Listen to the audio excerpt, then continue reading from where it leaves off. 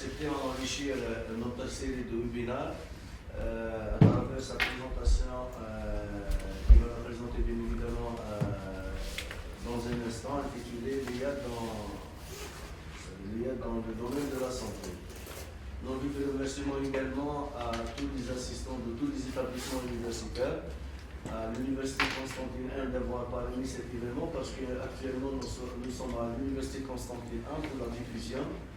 Nous lui remercions au nombre de la CNIAD qui sont avec nous et tout le staff qui a participé à la réussite de cet événement. Donc c'est un grand honneur de vous avoir aujourd'hui. C'est professeur à l'Université de Constantine. Elle est coordonnatrice de l'équipe TIMED, traitement d'image médicale. Elle a beaucoup d'expertise qui couvre l'apprentissage automatique, l'apprentissage profond, l'intelligence artificielle et l'imagerie médicale.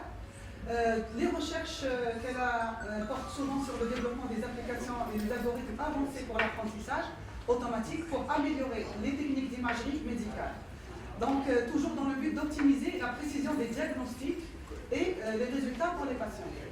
En plus, elle a d'autres travaux de recherche. Elle a aussi des collaborations. Elle est très active. On la trouve, Masha'Allah, elle est active dans le domaine de la santé. Elle est engagée dans l'enseignement, l'encadrement des étudiants, les doctorants et dans l'exploration des applications de l'intelligence artificielle dans le domaine de la santé. C'est une grande référence en Tunisie et c'est un grand honneur de vous avoir. Aussi, elle a collaboré dans plusieurs, bien sûr, de projets de recherche, plusieurs institutions internationaux et contribué des publications, des conférences et des journaux de grande renommée.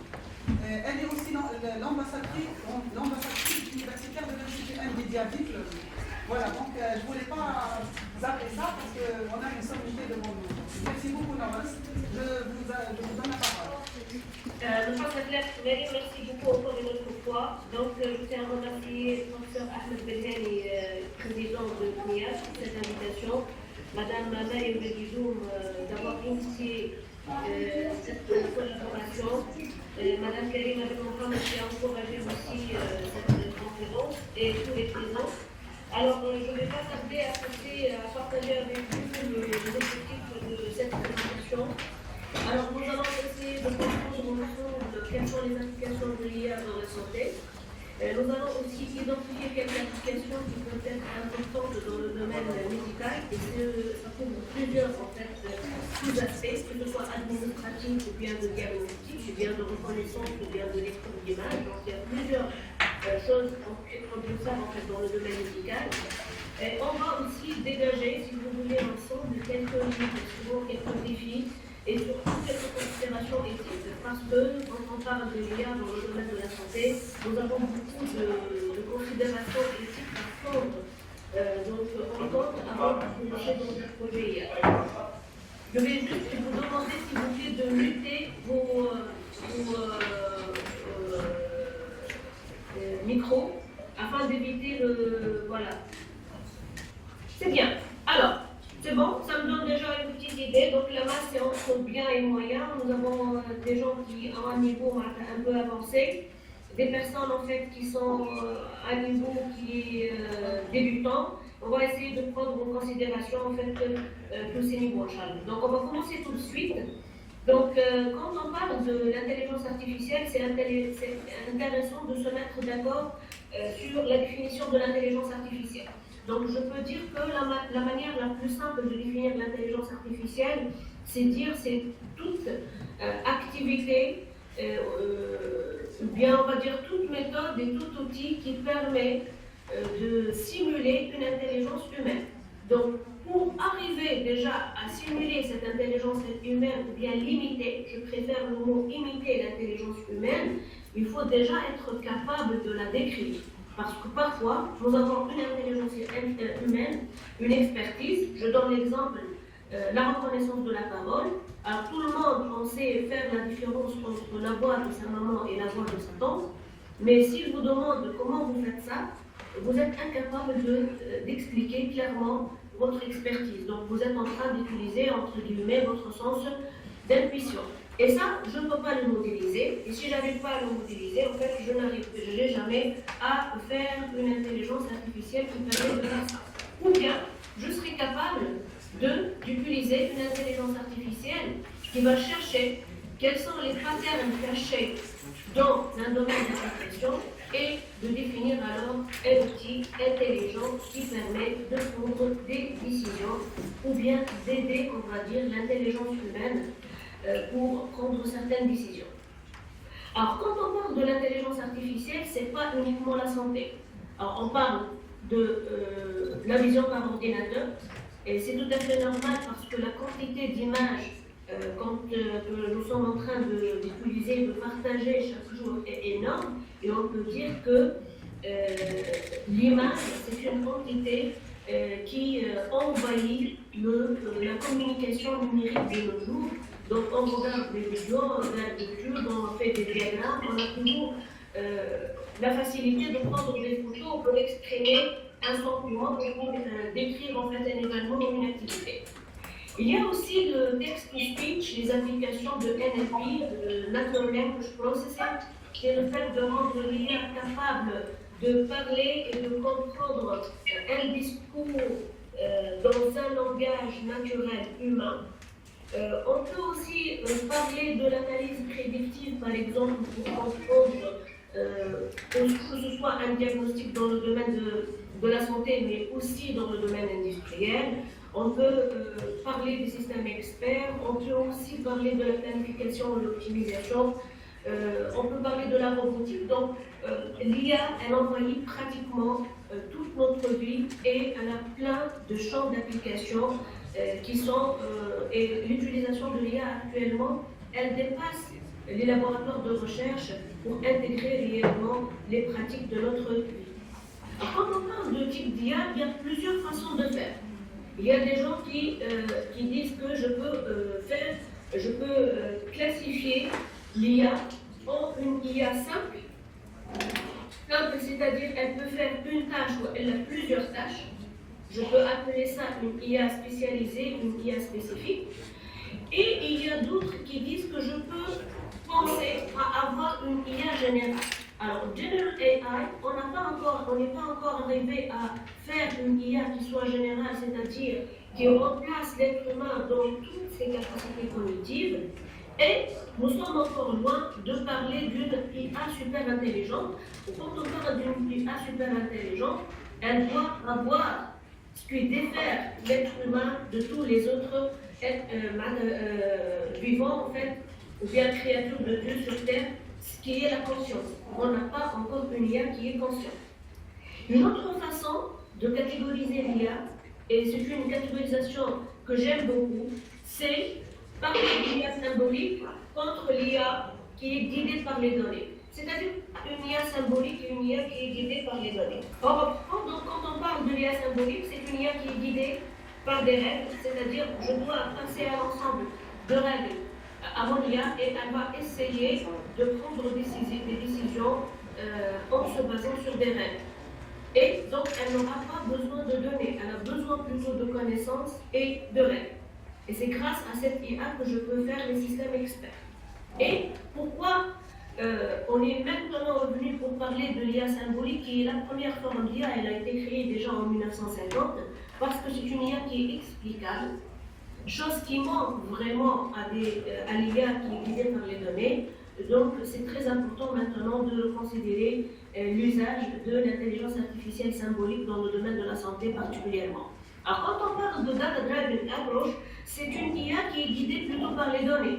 Donc on a besoin de cette notion que tout le monde en parle, c'est la notion de machine learning ou bien d'apprentissage automatique. Je vais revenir à ça juste après en parlant de l'IA dans le domaine de la santé. Une troisième catégorisation, mais elle n'est pas la dernière, on a plusieurs autres types de catégoriser l'IA, c'est l'IA descriptive contre l'IA prédictive contre l'IA générative. Alors, quand on parle de l'IA descriptive, c'est la fameuse citation Sif ma shahad. Alors, qu'est-ce que vous allez voir? Vous allez voir une IA qui se limite à décrire qu'est-ce qu'elle est en train de voir. Je suis en train de voir des données relatives, par exemple, à une épidémie. Je suis en train de voir un ensemble, par exemple, de femmes de 60% dans une population contre une population d'hommes de 40%. Donc, je suis en train uniquement de décrire. Alors, quand on demande à l'IA de passer à la prédiction, elle va me dire demain, il fera chaud. Demain, je vais avoir une vitesse de vent de 50 km/h. Donc, je parle de l'IA prédictive. Sinon, je peux parler de l'IA générative. Et quand on parle de la génération, on parle de plusieurs types ou formes de génération. Ça peut être un texte, ça peut être un livre, ça peut être une vidéo, ça peut être la déclaration d'amour. Donc, l'IA générative, elle permet de faire plein de choses. Alors, si on passe maintenant au vif du sujet et de l'application de l'intelligence artificielle dans le domaine de la santé, il y a un domaine qui est plus ou moins ignoré par la majorité d'entre nous, et il y a un domaine très important surtout dans le pays. Là où nous sommes, nous avons des hôpitaux en fait qui sont très sollicités par les citoyens, c'est la tâche de planification et d'optimisation. Alors, l'IA, elle peut vraiment être un vrai support pour l'administration, pour numériser, pour prédire par exemple le taux d'admission de patients, pour faire de sorte qu'elle aura une idée claire sur le stock de médicaments. Elle peut aussi être utilisée pour minimiser le choix et, comment dirais-je, la planification, mais l'achat en fait de ces médicaments. Elle peut aussi être utilisée pour modéliser et prévenir des risques et des épidémies. Quand on parle de l'IA robotique, il y a plusieurs types de robots. Et ce sont des robots qui existent et qui sont réellement utilisés dans la pratique clinique dans plusieurs pays. Je peux parler en fait des robots qui permettent de faire carrément une opération chirurgicale. Et ça peut être fait même à distance.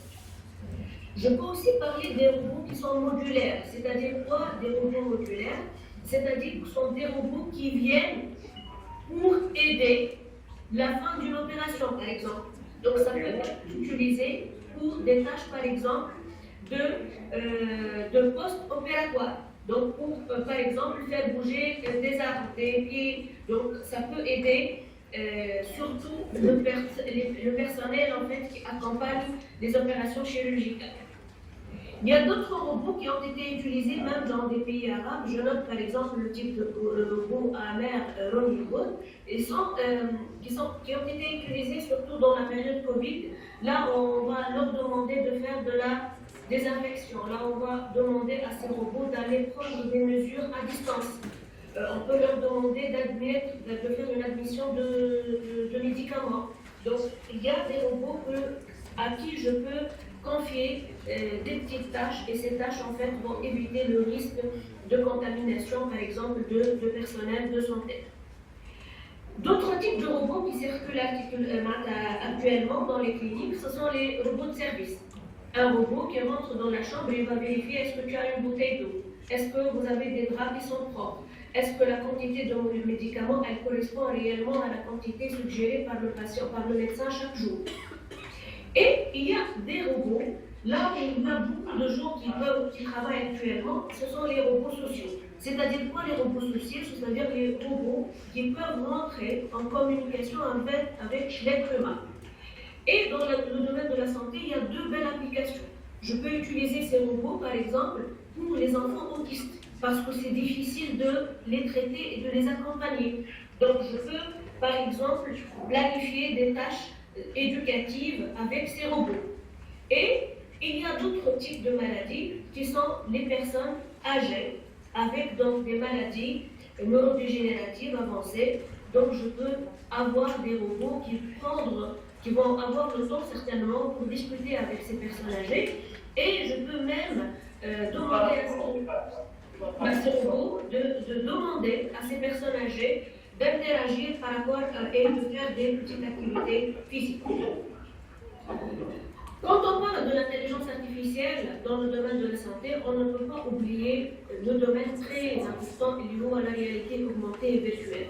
Vous allez me dire la réalité augmentée et virtuelle, ce n'est pas de l'IA. Oui, ce n'est pas de l'IA, mais c'est un domaine qui peut vraiment être rehaussé grâce à l'utilisation de l'IA en permettant par exemple de rendre les simulations plus adaptées à chaque cas. Donc ça permet de personnaliser le domaine de navigation de ces systèmes. Et ça peut, par exemple, permettre une détection en temps réel de certains objets. Et on peut à l'utiliser pour faire la génération de données synthétiques qui sont nécessaires, d'accord, pour créer ces environnements virtuels. Un autre aspect de l'IA dans le domaine de la santé, et là je sais qu'il y a beaucoup de chercheurs tunisiens et africains qui travaillent sur ce sujet, c'est le Clinical Decision Support System. Ce sont les systèmes d'aide à la décision clinique. Donc ce sont des outils qui se basent sur l'intelligence artificielle pour prendre des décisions. Quand ces systèmes prennent des décisions, ils ont besoin de 3 types d'informations. Ils ont besoin de la connaissance médicale. La connaissance médicale, ça peut être des papiers, ça peut être une expérience clinique, donc des médecins, ça peut être des designs, donc des guides cliniques. On a besoin surtout des données patients, qui peuvent être des données cliniques enregistrées à distance, qu'on a enregistrées sur les deux. Ça peut être des données images, ça peut être des signaux, donc tout type de données. Et il y a les algorithmes de l'IA. Les algorithmes de l'IA, comme je viens de le mentionner dans l'introduction, généralement on fait appel ou bien à des règles, là où je parle de l'IA symbolique, ou bien de machine learning, là où je parle de data driven AI. Et quand on combine bien ces 3 sources de connaissances, je peux générer plusieurs choses. Je peux générer par exemple des alertes. Quand un médecin ou bien un infirmier, il oublie que ce patient il est en train de prendre un tel traitement. Et quand la combinaison entre le traitement que je compte donner et le traitement qu'il est en cours pose un problème, et ça peut arriver, je peux ou bien ne pas savoir, ou bien je peux oublier en tant que médecin. Donc il y aura en fait des alertes automatiques qui rappellent qu'il est inefficace de faire cette conjonction entre cette interaction entre les médicaments. On peut utiliser aussi l'IA pour faire des rappels automatiques. Si tu oublies le temps de le planning de votre vaccination, c'est important en fait de faire le monitoring, surtout pour les personnes âgées. Aussi, l'IA, elle peut être utilisée en fait comme des outils de diagnostic. Donc, je peux utiliser, par exemple, je peux prendre des montres qui permettent de voir le CG et de, par exemple, émettre un signal d'alerte, ou bien un système qui lit des images et qui va me faire un diagnostic sur la présence d'une maladie. Et on parle maintenant de l'IA personnalisée, de la médecine plutôt personnalisée ou la prédictive, qui peut vraiment prédire et donner des conseils pour des maladies spécifiques. Alors, quand on parle de l'IA symbolique contre le machine learning, c'est important de voir que l'IA symbolique, elle se base sur des connaissances. Mais le problème dans l'IA symbolique, c'est qu'il faut être capable de numériser et de modéliser ces connaissances sous forme de règles. Parce que si j'arrive à bien modéliser ces règles, je peux demander par exemple aux patients de répondre à certaines questions, et là je peux appeler mes règles et je peux avoir une sortie qui dépend des données et bien sûr qui dépend des règles qui ont été alimentées au système dès le début. Alors, en contrepartie, il y a une méthode qui est beaucoup, on va dire, plus simple, plus intuitive, mais elle va poser aussi des soucis et elle a des défis, qui est le machine learning ou bien l'apprentissage automatique. Quand on parle de l'apprentissage automatique, on a besoin de données. Et à partir de ces données, je vais faire appel à un modèle qui va essayer de comprendre ces données et ensuite il va donner une suggestion ou un. Alors, quand on parle de l'IA symbolique, elle est actuellement réutilisée et, comme je viens de le dire, c'est une IA qui est inexplicable. Allez, c'est une IA qui est inexplicable. Alors, si j'arrive à modéliser l'expertise humaine et je peux passer cette expertise en fait à un système que j'appelle un système d'inférence, de l'autre côté, l'utilisateur, je vais lui demander de répondre à quelques petites questions, il va répondre et là je vais générer une réponse. Alors, si j'ai une réponse, Si je compte maintenant comprendre comment le système il a pris une décision, il suffit de faire, on va dire, le chaînage arrière. Je vais lui dire, comment tu as trouvé cette conclusion? Je vais trouver qu'il a pris ces données en compte, il a pris quelques règles en compte, et là, je peux facilement comprendre son raisonnement. Donc, l'IA symbolique, c'est une IA qui est explicable et c'est une IA qui est transparente. C'est-à-dire quoi transparent? C'est-à-dire qu'elle utilise les mêmes règles pour les mêmes personnes, et du coup, elle va générer toujours la même réponse, quelle que soit, elle n'est pas discriminatoire. Donc, quel que soit X, Y, Z, je vais avoir le même raisonnement et je vais avoir le même résultat. Alors, parmi ces systèmes experts, le plus connu de ce système, c'est MySync, qui date de 1972, mais actuellement, on a d'autres systèmes. Il y a un système qui a été utilisé par les assurances en fait, aux États-Unis, qui est le système Spot.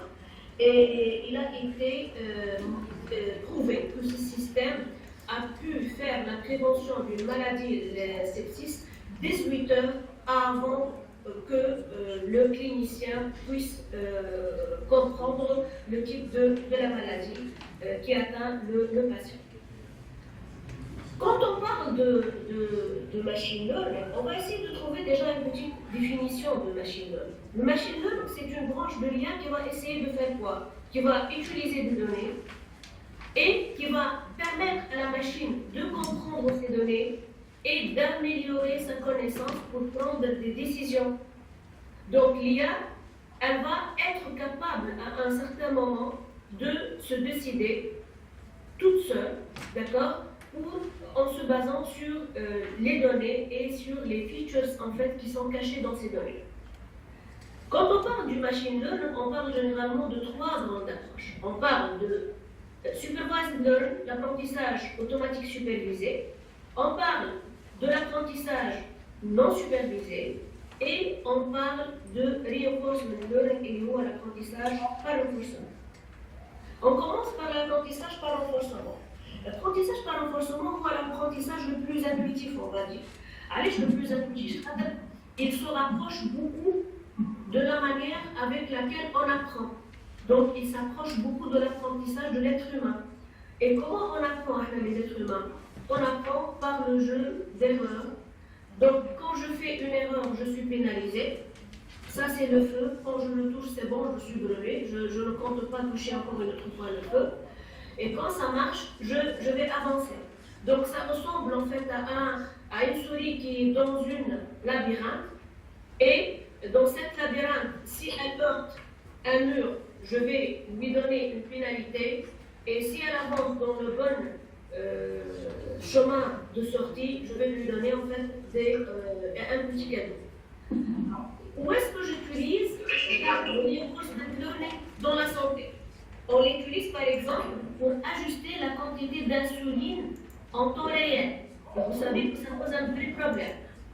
Je peux aussi l'utiliser pour doser les taux d'admission en fait, au cours d'une anesthésie. Je peux aussi l'utiliser pour chercher la bonne dose optimale de chimiothérapie pour les personnes qui sont en train de suivre subir un problème de cancer. Et je peux l'utiliser dans tout ce qui est allocation de ressources, en fait, surtout pour les médecines d'urgence, pour les admissions. Là, on a un taux important de patients, on ne sait pas quoi faire. Donc là, on a besoin peut-être de développer des systèmes qui permettent d'orienter les patients selon le type et la gravité de leur problème. Et l'IA, par renforcement, elle est très utilisée dans tout ce qui est prothèses intelligentes. Les prothèses intelligentes, quand une personne, l'autre, il a par exemple un bras qui est amputé, quand il va prendre une prothèse, maintenant on essaye que cette prothèse s'adapte mieux à la personne, à son squelette, à la façon de marcher, à la façon d'utiliser ses mains. Et là, c'est une prothèse qui s'adapte à la posture de l'être humain. Deuxième type de machine learning, on trouve en fait le machine learning non supervisé. Alors, quand on parle de non supervisé, je ne vais pas lui donner une connaissance, je ne vais pas labelliser l'input. Je vais leur donner en fait un sac de données et je vais leur demander de discriminer ou bien faire le clustering entre ces données. Donc, comment on va faire ce clustering? Alors le modèle, il va chercher quel est le pattern le plus discriminatif pour dire que ça c'est un fruit 1, ça c'est un fruit 2 et ça c'est un fruit 3. Alors quand est-ce qu'on peut utiliser ce type de machine learning dans la santé? Je peux l'utiliser pour faire surtout l'identification de sous-types de cancer. Alors on sait tous que les médecins ont une très belle expertise pour dire ça c'est un cancer 1, ça c'est un cancer 2. Par contre, quand on rentre dans les sous-types de cancer, on n'a pas encore suffisamment d'expertise. Et si on n'a pas suffisamment d'expertise, on n'a pas de données qui sont étiquetées. Donc ça serait intéressant d'utiliser ou de faire appel aux machines learning non supervisées pour faire cette sous-catégorisation entre les sous-types de cancer, surtout qui se rapprochent. On a des sous-types qui sont tellement proches là où on ne peut pas vraiment faire l'identification. On peut aussi utiliser ce type de machine learning pour détecter des anomalies, par exemple des anomalies de signal ECG ou de signal EGG. Je peux aussi utiliser ce machine learning supervisé pour la segmentation d'images. Là où on n'a pas une base de données annotée et on veut commencer par une initialisation de segmentation, je peux faire appel à cette méthode. Et je peux aussi vous dire que l'IA non supervisée elle est très utilisée pour tout ce qui est données génomiques. Ce sont des données là où les patterns sont cachés et du coup on n'a pas suffisamment d'expertise pour exprimer un choix. Donc ça sera intéressant de faire appel à ce type d'IA. Troisième type de machine learning, c'est le machine learning supervisé. Alors, quand on parle de supervisé, ça suppose quoi? Ça suppose que j'ai des données et j'ai des labels. C'est-à-dire, je vais dire par exemple, ça c'est la forme 1, ça c'est la forme 2, ça c'est la forme 3. Vous pouvez imaginer que vous avez un nodule. Je vais avoir uniquement deux types de nodules. Ça c'est un nodule malin et ça c'est un nodule bénin. Donc ça suppose que j'ai les labels avec. Qu'est-ce que je vais faire? Je vais donner à mon modèle la possibilité de comprendre les données. Ensuite, je vais faire appel à des données tests. Donc ces données tests, j'ai la vérité terrain, mais elle est cachée. Je ne vais pas la montrer à mon système, mais je vais lui demander de prédire. Alors là, il va prédire, il va me dire que ça c'est un nodule qui est bénin et ça c'est un nodule qui est malin. Alors qu'est-ce que je vais faire? Je vais essayer de comprendre, pas de comprendre, mais je vais essayer plutôt de comparer l'output de mon système, donc ces prédictions, à mes données cachées, ainsi data. Et qu'est-ce que je vais faire? En mesurant cette erreur, je vais dire est-ce que mon système il a bien appris, est-ce qu'il a fait un bon travail ou pas. Alors s'il a fait un bon travail, c'est un tant mieux.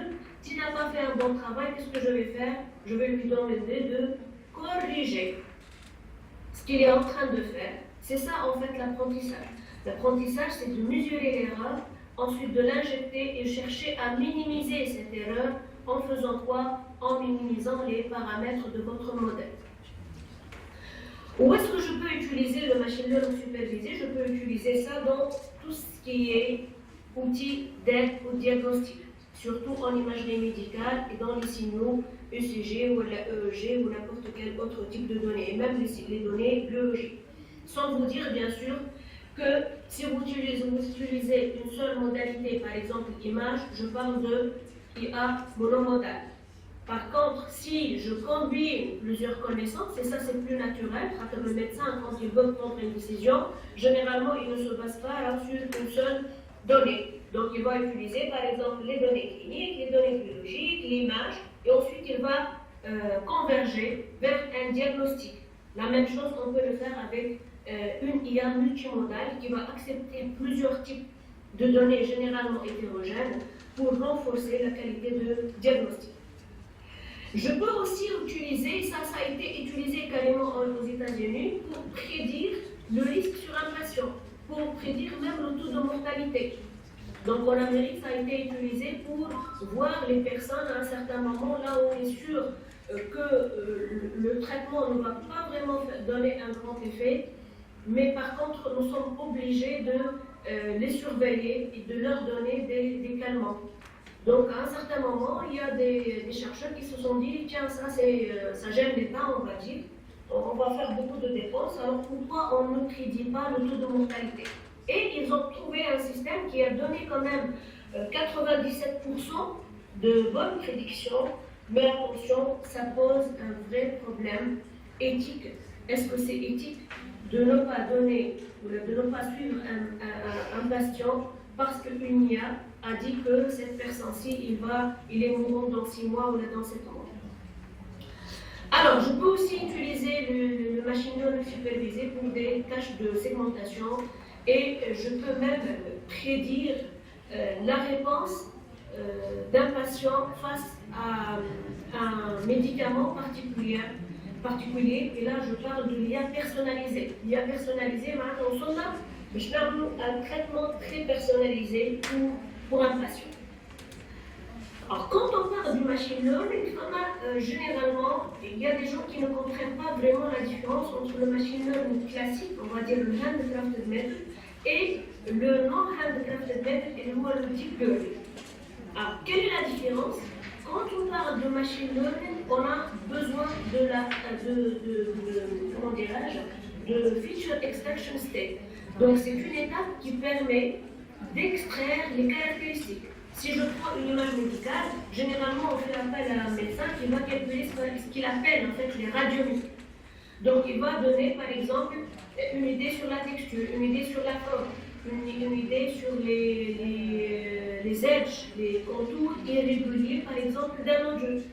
Et moyennant toutes ces caractéristiques, je vais demander à mon algorithme de me donner une décision. Et il y a un petit problème ici. Quelles sont les caractéristiques les plus pertinentes? Est-ce que ces caractéristiques chevauchent ou pas? Est-ce que ces caractéristiques en fait sont redondantes ou pas? Donc il y a un problème d'extraction et de sélection des meilleures caractéristiques pour le machine learning algorithme. Il me donne la bonne décision. En contrepartie, quand le deep learning il est là, il te dit que c'est inutile en fait de faire cette extraction, je vais le faire par moi-même. Alors qu'est-ce qu'il va faire le deep learning? Il va prendre les données. Il va essayer de comprendre tout seul quelles sont les caractéristiques les plus pertinentes pour guider son apprentissage. Donc, je peux commencer par vous dire qu'il y a un grand avantage d'utiliser le deep learning. Donc, à part qu'il me donne la possibilité de choisir automatiquement par lui-même les caractéristiques les plus pertinentes, il me donne aussi la possibilité de faire quoi? Regardez, à gauche, c'est plusieurs problèmes, et à chaque problème, j'ai appelé un modèle de machine learning classique. Donc pour chaque problème, j'ai appelé un modèle. Donc en santé, par exemple, si c'est une maladie 1, alors si vous passez à la maladie 2, il faut changer le modèle. Par contre, quand on parle de deep learning, qu'est-ce que j'ai? Je peux faire ce qu'on appelle le transfert d'apprentissage ou bien de connaissances. Donc, je peux entraîner mon modèle sur d'autres maladies, d'accord? Et même sur d'autres modalités d'image. Et face à un problème X, je vais faire quoi? Je vais essayer juste de faire ce transfert de compétences que le modèle a eu sur les données initiales. Et ça va me faire un grand gain du temps et ça va me permettre de transférer les caractéristiques communes entre le problème 1 et le problème 2. Alors, je vous pose la question et je vais regarder le chat s'il y a des questions. Qu'est-ce qu'il y a de plus que je trouve en fait dans le DL et que je ne trouve pas dans le ML classique? Il y a une autre application très pertinente de deep learning par rapport au machine learning, que ce soit dans le domaine de la santé ou bien dans n'importe quel autre domaine. Alors, vous avez le chat, vous allez essayer d'écrire et je vais essayer de voir. Donc, le multilayer, en fait, c'est un ANN, c'est un réseau de neurones profond, d'accord, et qui utilise, on va dire, le fait que un neurone, il peut donner un neurone donc, humain, il est modélisé par une fonction pour être un neurone artificiel en utilisant des, des fonctions d'activation. Et on va empiler plusieurs types de neurones, plusieurs couches de neurones pour pouvoir rendre la décision plus robuste. Alors, oui, le ML peut être utilisé sur plusieurs maladies, mais si on l'utilise sur plusieurs maladies, il faut changer le modèle et il faut refaire l'apprentissage. D'accord? Donc la réponse a été déjà donnée par Iman. Quand on parle de deep learning, on a la possibilité de faire la génération de données. Donc le data generation, c'est une option qui ne peut pas être faite par du machine learning classique, mais plutôt par de deep learning. Alors, si vous voulez, en fait, ça c'est une architecture, ça c'est plutôt une photographie de plusieurs architectures qui sont catégorisées par ou bien de l'IA, de DL en fait, pour la génération de données, ou bien pour la discrimination, ou bien par des trucs en fait hybrides. Alors, si on parle d'applications qui ont été faites en Algérie ou bien en Tunisie et qui utilisent de l'intelligence artificielle dans le domaine de la santé, je peux commencer par les applications de pré-traitement de données. Donc, je peux utiliser l'IA pour rehausser la qualité des données, pour filtrer des données. Je peux aussi utiliser l'IA pour faire la segmentation d'un objet, d'une région d'intérêt. Ça peut être une seule région, ça peut être plusieurs régions, tel que l'exemple des images cérébrales. Et ensuite, je peux utiliser cette segmentation, bien cette localisation de région d'intérêt pour faire la reconstruction en 3D. Et quand je reconstruis en 3D, je peux avoir une idée sur la morphologie des organes. Une très belle application de l'IA, et ça intéresse les médecins, donc que ce soit dans la pratique clinique ou dans la phase d'éducation. Et l'IA, la recherche des cas similaires. Alors généralement, les médecins, ils préfèrent avoir une idée sur ce que les autres ont fait face à ce cas. Donc, quand ils vont juste écrire en fait une petite requête, ils ne peuvent pas avoir accédé à toutes les images. Donc, on peut imaginer un système d'intelligence artificielle sémantique qui va essayer de rechercher les informations les plus pertinentes, les données les plus pertinentes, les cas, on va dire, les plus similaires à un cas particulier. Ça peut aussi aider les étudiants en première année de leur parcours en médecine. Il y a une autre application qui est très utilisée en Tunisie et je crois que ça doit être pareil en Algérie, c'est la fusion entre les données. C'est-à-dire quoi, fusion entre les données? Alors, les médecins, généralement, ils n'utilisent pas une seule source de données. Par exemple, un type de cancer, ils n'utilisent pas uniquement les images scanners. Ils ont besoin d'un autre type d'image, et les images photographiques de la médecine nucléaire. Et là, qu'est-ce qu'ils font? Ils demandent aux patients de ramener les deux fichiers ou les deux images. Ils vont essayer de voir à l'œil nu comment ils font deux types de données. Ce sont des données anatomiques et des données fonctionnelles. Alors, l'idée de cette fois, c'est bien d'avoir beaucoup d'argent pour s'acheter un système qui permet de faire cette fusion, ou bien de créer pour cela, je crois que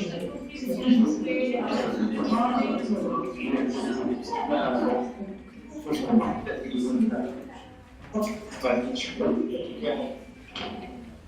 Alors, et là, en Tunisie par exemple, on n'a pas beaucoup de systèmes d'imagerie qui permettent de faire cette fusion automatique. Donc généralement, on a des projets, que ce soit de thèse ou bien de master ou bien de cycle d'ingénieur, qui permettent de créer une IA qui permet de combiner la pertinence des données anatomiques à la pertinence et la profondeur des données fonctionnelles. Et c'est la data fusion. Il y a une autre application qui est très importante, et les IA qui permettent de générer des rapports sur des données qui ne sont pas visibles par l'œil humain. Alors, ne pensez pas que toutes les images sont lisibles directement par les médecins. Les médecins ont besoin d'algorithmes spécifiques pour faire des calculs profonds sur des données qui sont cachées. Exemple de ça, c'est la courbe activité. Donc, un médecin qui ne peut pas générer cette courbe en regardant directement les images, mais par contre, l'intelligence artificielle permet de faire ceci. Alors, plusieurs types d'applications. C'est pas la peine en fait de vous rappeler que là où les données ils peuvent être monomodales ou la multimodale, ça peut être des données scintigraphiques, ça peut être de CT, ça peut être de l'IRM. Le plus important pour moi, c'est pas le modèle réellement, mais c'est la problématique. On a remarqué par exemple ici en Tunisie que les étudiants se mettent directement sur Kaggle pour chercher des problèmes. Mais là pour la population, que ce soit algérienne, ou tunisienne, ou peu importe n'importe quelle population, elle a ces problèmes. Et il vaut mieux se concentrer sur chercher quelles sont les solutions qui permettent de vraiment être un vrai outil d'aide au diagnostic pour nos médecins. Voilà. Donc, je rappelle que, et ça c'est un schéma en fait qui est classique quand on parle de l'IA, généralement on a 3 à 4 phases. Et la première phase dans un cycle de vie d'une IA, c'est la phase de planification. Alors, je ne commence pas comme ça, voilà, je vais aller sur Kaggle, je vais trouver un problème et je vais télécharger les données, et puis c'est bon, et je vais passer mon PFE. Ça ne se passe pas de cette manière. Il faut toujours consulter des médecins pour comprendre le besoin réel. Ça peut être différent d'une région à une autre. Ensuite, on passe à la phase de data collection, et ça, c'est une phase qui n'est pas évidente. Allez, c'est une phase qui n'est pas évidente. Il faut, si tu n'arrives pas à faire le bon choix de tes données, qui soient des données informatives, qui soient des données qui sont représentatives plutôt de vos problèmes, vous pouvez avoir une IA avec des billets. Et une IA avec des billets, c'est-à-dire une IA qui se trompe. Donc, dans le domaine, par exemple, juridique, je peux parler d'une IA discriminatoire. Mais aussi dans le domaine de la santé, je peux avoir une IA discriminatoire. Elle ne traite pas les patients qui viennent du sud comme les patients qui viennent de nord, parce qu'elle a mal appris à considérer les personnes qui viennent du sud. C'est juste un petit exemple. Alors, quand on passe à la préparation de données, c'est un autre défi. Comment je prépare les données? Est-ce que je prépare les données dans le domaine de la santé tout seul? Est-ce que je fais la notation tout seul? Ça, c'est aussi un problème qui est relatif réellement au domaine médical. Bien sûr, quand on fait appel à un modèle, il faut que ce modèle soit bien choisi pour traiter un type de données particulier. Je ne choisis pas, par exemple, des données, je travaille sur des données ECG et je vais parler de CNN. Mais le CNN, ce n'est pas le LSTM. Il ne prend pas en considération, par exemple, l'information qui défile en fonction de temps. Donc les données temporelles ont besoin d'un modèle spécifique. Exemple, le RLN ou bien le LSTM. Donc il faut avoir le minimum de connaissances pour choisir le bon modèle. Sinon, il faut ou bien remplacer le modèle, ou bien pire encore que remplacer le modèle, revenir à l'étape de préparation de données. Les données internes ont été mal préparées. Une fois que vous avez développé votre modèle, on peut passer au déploiement de modèles et il y a un autre défi ici. Vous ne pensez pas que vous allez proposer un système d'aide diagnostic et vous allez aller au médecin et vous allez lui offrir votre modèle et vous allez lui dire tiens, vous pouvez directement l'intégrer dans la pratique clinique. Ça, c'est interdit. Interdit parce que normalement, on a des structures qui permettent de certifier et d'autoriser l'utilisation d'une IA dans la pratique clinique. J'ai fait exprès de parler un peu superficiellement sur cet aspect parce que j'ai prévu une petite application, une petite activité. Alors encore une autre fois, je vais vous demander de scanner et vous allez me dire quels sont les défis de développement de l'IA. Par rapport à quoi? Par rapport à ces 5 phases de son cycle de vie. Donc, vous allez scanner. Je vais aussi faire quoi? Je vais aussi partager avec vous le lien. Comme ça, je peux avoir une idée comme ça on peut faire ensemble en fait cette classification entre les défis de l'IA dans le domaine de la santé. Alors je vais faire comment? Je vais aller à mes événements.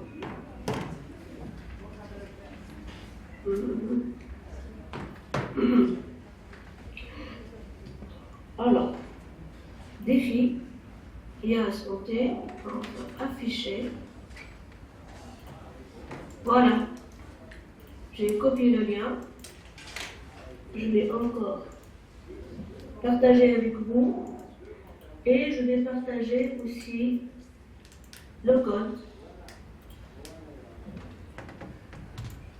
Ça c'est le code. Et je reviens, voilà, avec le QR code, si vous voulez le scanner.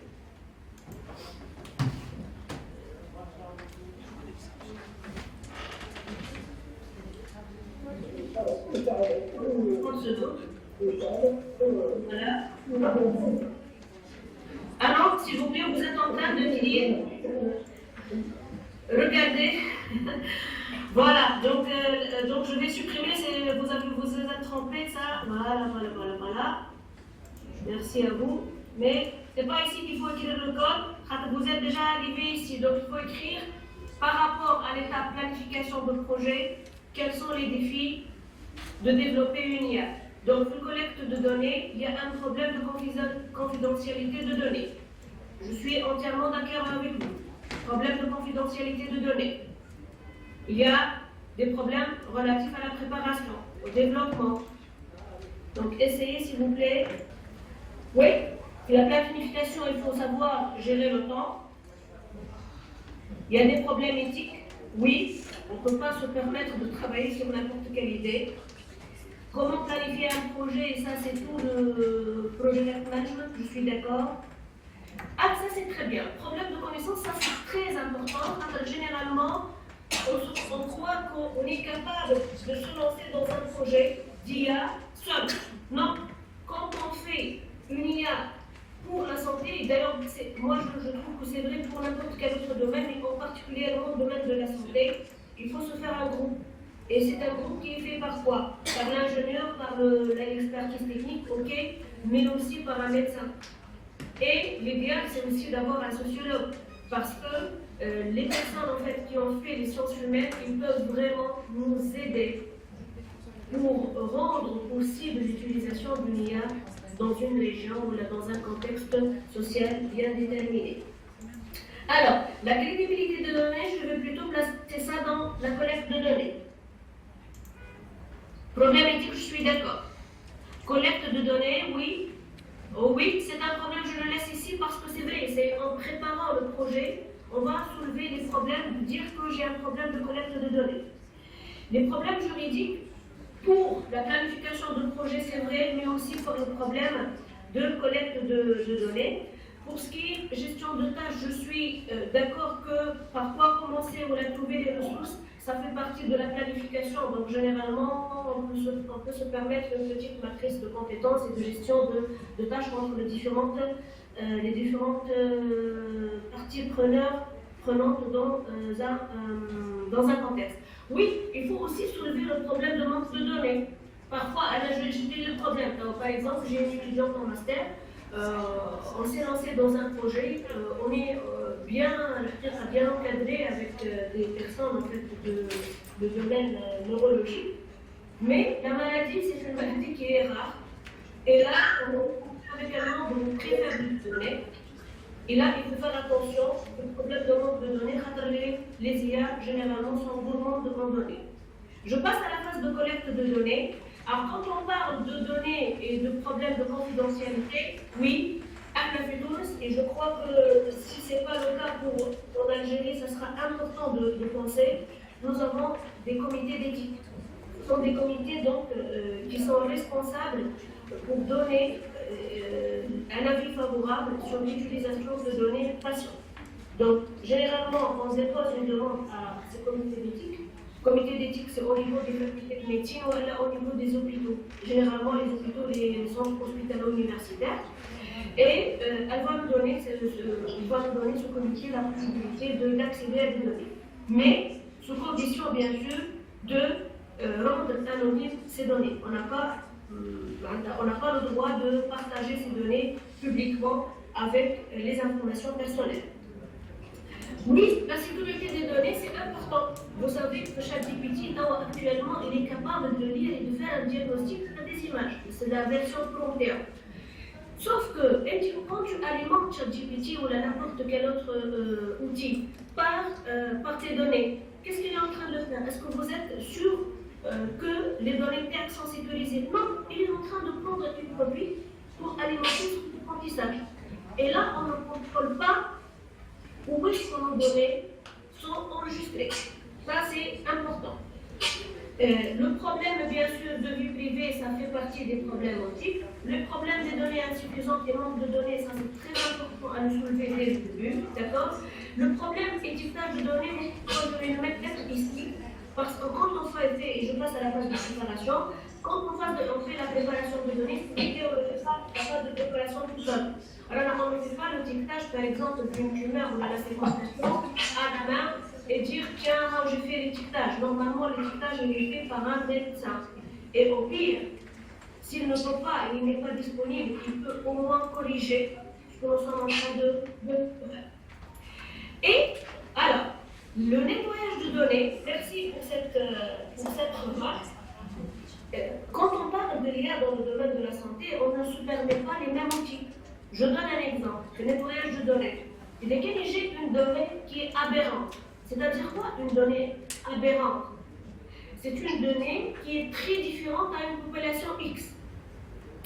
Il est que je suis dans le domaine bancaire ou dans un autre domaine, je vais dire, tiens, ça c'est une donnée aberrante, il y a deux techniques. Il y a un, je supprime, il y a un, je remplace par la moyenne. Ah, mais dans le domaine de la santé, il y a une troisième alternative. C'est quoi? C'est que cette donnée, elle représente un événement rare. Et l'événement rare, c'est un événement à prendre en considération. Donc, quand vous nettoyez vos données, s'il vous plaît, faites attention à être sûr que ces données, ou bien sont réellement des données aberrantes à supprimer ou à remplacer, ou bien ce sont des données plutôt précieuses, là où on doit vraiment les prendre en considération. Je suis d'accord, quand on développe les modèles, il faut faire attention en fait aux techniques et métriques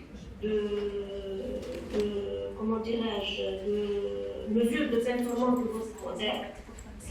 Il faut faire attention au choix de votre modèle. Il est général des données, par exemple, qui sont imbalancées naturellement. Il faut choisir le bon modèle pour faire ça. Il est que j'ai besoin vraiment d'une IA qui est explicable. Je ne dois pas, par exemple, passer par le DL. Je dois plutôt penser à utiliser, par exemple, les arbres aléatoires ou les forêts aléatoires, parce que ce sont des modèles qui sont explicables. Et voilà, c'est toujours le choix de modèle. Merci pour ça. Et voilà, pour le déploiement de modèles, comme je viens de le dire, il y a beaucoup de résistance. Les médecins, on a des médecins qui sont en place, qui sont très qui sont très connectés, qui apprécient beaucoup l'utilisation de l'IA, mais il y a tout un environnement. Est-ce que le patient accepte déjà le sujet de l'IA? Est-ce que le personnel technique, le personnel administratif et les hôpitaux acceptent l'utilisation de l'IA? On a beaucoup de points donc on peut soulever pour le déploiement de modèles. Alors, je crois que j'ai encore 5 minutes pour finir, donc je vais en profiter pour faire un petit résumé de tout ça. Je vais dire que nous avons des défis en fait relatifs à plusieurs phases, à plusieurs étapes de développement d'une IA. Il faut rendre les données anonymes, il faut s'assurer que c'est sécurisé. Il faut vérifier quelles sont les structures. Par exemple, à part les structures de comité d'éthique, on a l'instance nationale de protection de données privées. Certainement, vous avez aussi une instance qui permet de vérifier et de modérer l'usage des données qui sont personnelles. Et il y a un autre aspect qui est un peu difficile. Normalement, le patient doit être informé que ces données seront utilisées même pour des raisons ou des finalités de recherche. La préparation de données, vous venez de dire tout, presque. Il faut bien préparer les données. La notation, c'est une tâche qui est difficile et qui requiert un médecin avec. Il faut faire attention, c'est l'aspect l'air et la data augmentation. Quand on parle de la dette, on a on a des techniques qui sont gourmands de données. Et il est bien j'ai pas suffisamment de données. Généralement, je fais appel à une technique qui s'appelle l'augmentation de données. Quand on parle de l'augmentation de données, on a deux types. On a la data augmentation en utilisant les transformations classiques, la rotation, la translation, le zoom in, le zoom out, mais on a aussi des données qui peuvent être générées par des deep learning. Et là, je me demande, est-ce que ces données générées artificiellement par des réseaux de neurones sont réellement, comment dirais-je, sont réellement proches de la réalité physique de ces images, d'une image IR ou d'une image scanner, là où la valeur d'un pixel, elle reflète la quantité d'un produit, le taux de réflexion d'un tissu sain ou d'un tissu normal face à une onde. Donc, quand on parle de la génération de données dans le domaine de la santé, il faut faire très attention à ce que vous êtes en train d'employer comme technique d'augmentation. Je finis avec ça, en fait, pour les considérations éthiques. Il y a quelqu'un qui a parlé effectivement de fausses négatives et de fausses positives. Parfois, le plus important, c'est de ne pas d'avoir 97% d'accuracy, qui est la bonne précision, mais il faut plutôt se concentrer sur la deuxième diagonale, il y a l'erreur de type 1 ou l'erreur de type 2.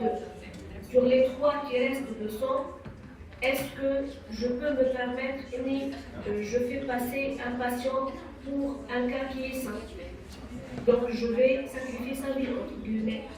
Et de l'autre côté, est-ce que je peux considérer, est-ce que mon IA, elle peut faire passer une personne normale comme malade? À la limite, moi je peux l'accepter parce que je veux dire que ça va faire un diagnostic supplémentaire ou une modalité d'imagerie supplémentaire, ou alors je vais demander des données cliniques, ou là, à la limite je vais faire une opération, une chirurgie. Ça coûte de l'argent pour l'État, mais côté éthique, c'est plus simple, c'est moins grave que de rater à tort un vrai patient. Alors, je finis avec les limitations, les défis en fait. Donc, je peux dire que j'ai un problème pour les données, j'ai un problème pour les algorithmes et les piliers des algorithmes.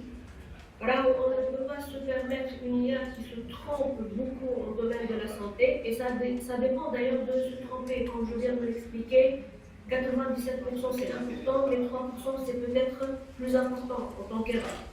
Il faut toujours faire attention à la réglementation dans les régions. Nos IA doivent être transparentes. Là, je peux vous parler d'un cas en fait qui, ça, il y a un service qui a reçu une demande pour vendre. Il y a une personne qui est venue et il a voulu vendre son IA, et c'est une IA qui a été développée sur des données chinoises. Et quand ils ont essayé de travailler donc avec un accuracy qui dépasse les 98%, alors quand ils ont alimenté cette IA par des données tunisiennes, l'accuracy a chuté pour aller à 88%. Et donc c'est une IA qui n'a pas traité les patients de la même manière. Mais aussi, ceci reflète quoi? Que peut-être bien dans nos données tunisiennes, il y a des patterns spécifiques qui méritent d'être vus d'une manière plus importante et plus focalisée pour confirmer encore une autre fois que chaque région a là ses caractéristiques. La question aussi qui est très posée en fait dans le domaine médical, si une IA qui se trompe sur un diagnostic, alors qui est le responsable? Est-ce que c'est le médecin qui l'a utilisé, ou elle, c'est la personne qui l'a développé, ou elle, c'est la structure hospitalière qui l'a acheté et qui a autorisé son utilisation? Alors, parmi les recommandations en fait, que je donne souvent, surtout pour les étudiants, c'est qu'il ne faut pas commencer un projet IA santé seul. Il faut faire appel à des informaticiens, je suis d'accord, à des mathématiciens, c'est très important. Ils comprennent beaucoup les statistiques, ils peuvent nous donner une idée sur les détails, sur les paramètres de nos modèles. Si on utilise des données cliniques ou biologiques, c'est important d'avoir un biologiste, c'est important d'avoir un médecin. Voilà. Il faut identifier les problèmes réels de vos structures. Il faut préciser les objectifs en consultation, bien sûr, avec les médecins. Et il faut consulter les structures. Vous avez certainement vos structures, en fait, en Algérie, qui réglementent l'usage de l'IA et l'utilisation des données privées de patients. Alors, on va finir avec une conclusion et je vais vous donner ensuite la parole pour vous donner vos appréciations sur cette présentation. En conclusion, je peux dire que l'IA, elle sauve des vies, elle réduit des coûts, elle génère de nouvelles connaissances et ça c'est très important. On estime que d'ici 2030, 30% des médicaments seront générés par l'IA. Ça c'est très important. Ce sont des systèmes qui ne se fatiguent pas. Et à part ça, il y a une composante très importante. Je crois que ça doit être vrai pour l'Algérie ou bien pour la Tunisie. Quand on parle de l'IA, on parle de la numérisation derrière. Et quand on fait une IA, on est dans l'obligation de numériser. Et ça permet une certaine traçabilité. Et du coup, quand on parle de l'IA, on parle derrière de la numérisation qui est très importante, très très importante.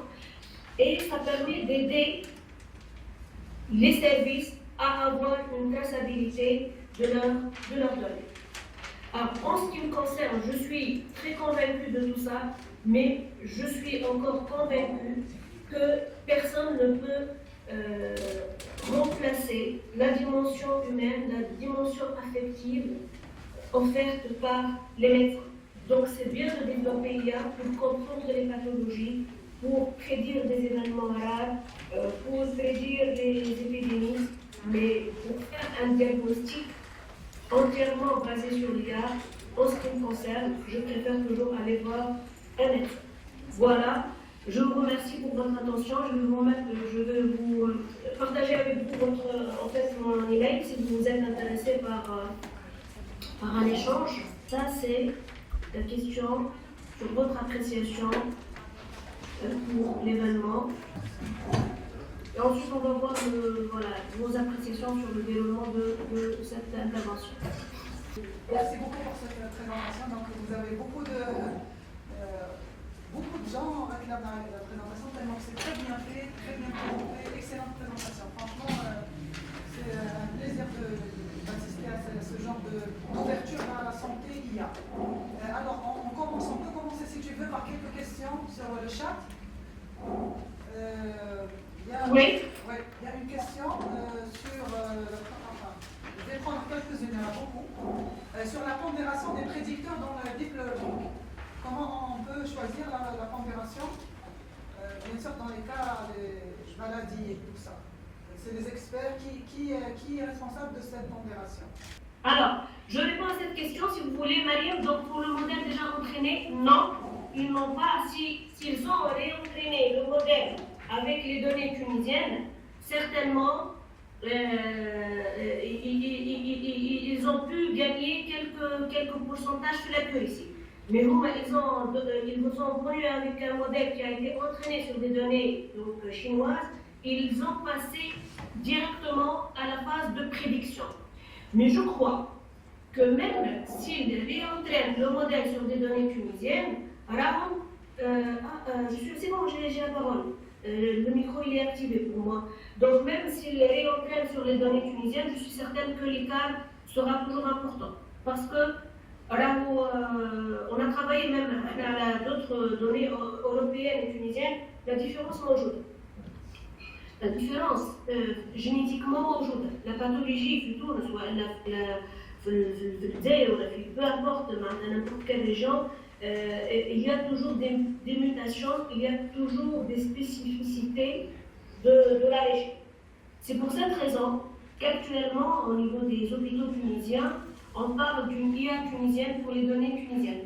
Et ça, c'est très important. Il n'y a pas mieux qu'une IA qui répond à des besoins spécifiques, et sur des données spécifiques, et qui prend en compte le contexte socio-culturel de chaque pays. Alors, pour le DLINL, ça c'est la question de l'Kibish. Quelles sont les bases de données vous utilisez pour former des modèles, est-ce qu'elles sont gratuites? Quand on parle des données cliniques, là, je suis allée à l'ANIM public pour une présentation de l'État pour gagner du temps. Il y a deux types de datasets qu'on peut utiliser, le domaine clinique, le domaine de la santé. On a les données publiques. Les données publiques, on va les donner, par exemple, on les trouve sur le CAGR. On a d'autres types de données, mais je préfère les utiliser parce qu'elles sont plus structurées généralement et elles sont spécifiques. Et du coup, des données qui méritent la signature d'une petite lettre pour dire qu'on utilise ces données dans un cadre plutôt de recherche, nous, on les trouve dans les articles. Donc, il y a des articles qui publient des datasets, mais ils ne partagent pas directement le dataset. Il faut faire un engagement que ça soit utilisé dans un cadre académique. Donc, on a beaucoup de travaux qui utilisent ce type de données. Et en Tunisie, on est très actif dans le domaine de l'IA et santé. Donc, on utilise le troisième type de données, nous, les données privées, qui sont issues de nos cliniques et de nos centres universitaires. On a l'avantage d'avoir ces comités d'éthique. Donc, il faut juste se diriger vers les chefs de service concernés, présenter le projet, remplir, on va dire, un formulaire de confidentialité pour l'utilisation de ces données. Et généralement, ce document il est transmis pour étude auprès du comité d'éthique. Et ensuite, je vous remercie de m'avoir donné la parole. Je voulais aussi remercier Dr Nour Strifa pour sa merveilleuse présentation. Vous avez bien synthétisé les choses. Et ma question est la suivante. Actuellement, on travaille dans le cadre du diagnostic du cancer du sein à travers des données textuelles, plus particulièrement des radiologies mammaires, voilà, des comptes cliniques de radiologie mammaire. Et dans ce cadre, la doctorante a réussi à collecter un dataset assez conséquent, mais on ne trouve pas de consensus ou bien d'experts pour nous aider à la noter. Je ne sais pas si en Tunisie ou bien si vous avez une idée dans les pays arabes, s'il existe des organismes qu'on peut solliciter pour une telle tâche. On a expérimenté pas mal de modèles dessus, mais on n'arrive pas à bien la noter pour pouvoir projeter. Voilà, c'est ma question et merci encore une fois. Merci pour votre intervention. Alors, je vais vous poser la question. Et vous avez des données textuelles, des rapports cliniques en fait de certaines données d'imagerie. Alors tout à fait, nous avons fait recours à un cabinet d'imagerie de renommée où la doctorante a pu passer une certaine période, plus de 3 mois. Et elle a fait des algorithmes dans le cadre d'une convention avec ce cabinet pour pouvoir collecter et anonymiser les rapports. Elle les a représentés sous une sorte de structure pour pouvoir les traiter. Mais justement, comme vous l'avez bien expliqué tout à l'heure, c'est bien la préparation qui est une phase délicate. Donc, on n'a pas pu passer à l'étape d'étiquetage. Voilà. Ça, c'est un vrai problème. Si on n'arrive pas à résoudre le problème d'étiquetage, on ne peut pas passer. Et généralement, quand on parle de l'étiquetage, c'est la responsabilité de ceux qui ont fourni la data. Donc, dire que vous allez trouver quelqu'un d'autre qui va travailler sur des données qui sont issues de ce centre d'imagerie, je crois que ça va être un peu difficile, franchement. Donc, Emma, vous devez plutôt revoir tout le long de ce travail avec un autre centre d'imagerie et avec bien sûr l'engagement qui va fournir les données avec l'étiquetage. D'accord. Ou bien travailler avec des données qui ne sont pas labellisées et aller vers unsupervised learning. Même si vous allez aller vers unsupervised learning, vous avez besoin de confronter vos résultats à des résultats qui sont étiquetés. Vous avez compris le problème. Donc on ne peut pas, dépasser réellement. C'est vrai. C'est vrai. Ouais. Donc, c'est ce qu'on a fait. Réellement, mais on n'avait pas pensé à consulter d'autres cabinets pour effectuer cette tâche. Je vous remercie infiniment pour votre temps. Je vous en remercie. Et bonne continuation. Vous aussi, merci, bonne chance. Merci infiniment. Merci. Est-ce qu'il y a des questions parmi l'assistance là de la salle? Les étudiants, est-ce que vous avez... Allô? Oui. Puis-je poser une question? Oui, allez-y. Allô? Oui, allez-y. Oui. Je me pose une question concernant l'erreur médicale, parce qu'elle est d'ordre juridique. On suppose la responsabilité se base beaucoup plus sur l'erreur médicale. Alors, elle a évoqué, Madame Naoulas, vous avez évoqué ce qu'on appelle mesurer l'erreur et minimiser les effets secondaires. Quand il s'agit d'une erreur médicale, peut-on la mesurer et est-ce cela est compatible avec ce qui est d'ordre juridique? La notion erreur, elle est un peu ambiguë quand on est face à l'utilisation de l'IA. Parce qu'un juriste, toujours est-il lié par les trois éléments de la responsabilité qui sont évoqués quand la responsabilité est imputée à un médecin, veut dire ce qu'on appelle le risque, ou bien l'erreur, et la causalité, cause à effet. Toujours la notion d'erreur, j'aimerais bien qu'elle soit un petit peu, comment pourrais-je dire, expliquée. Bien, merci pour cette question qui est très importante. Alors, pour l'erreur que j'ai évoquée au niveau de ma présentation, ce n'est pas l'erreur du médecin, mais l'erreur de l'algorithme. Parce que j'ai la main sur mon algorithme, donc je peux corriger son erreur. Mais c'est une erreur qui est mesurée par rapport à quoi? Par rapport à une vérité terrain donnée par le médecin. Et du coup, si le médecin il se trompe dans ce diagnostic, je ne vais pas repérer qu'une erreur. Donc l'IA, elle ne va pas repérer une erreur par rapport à quelqu'un qui était responsable à son apprentissage. C'est lui le maître, c'est lui qui a édicté. Donc s'il fait une erreur là-bas, l'IA, elle va faire quoi? Elle va reprendre cette erreur. Donc une IA qui apprend mal, elle va faire certainement des erreurs. Par contre, il y a un autre type d'IA là où je peux faire quoi? Je peux dire que j'ai deux expertises. Okay? Et l'objectif, c'est quoi? De faire une contre-expertise. Donc, qu'est-ce que je peux faire? Je peux imaginer une IA qui va donner un avis qui va ou bien avec la décision du médecin ou bien contre la décision d'un médecin. Et là, on n'a pas de réponse. Si on a une contre-expertise d'une IA, on va confier le résultat final à qui? Est-ce qu'à un médecin